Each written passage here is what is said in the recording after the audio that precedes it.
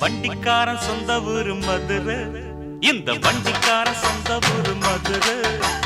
சண்டித்தனம் செய்யலாம குதிரை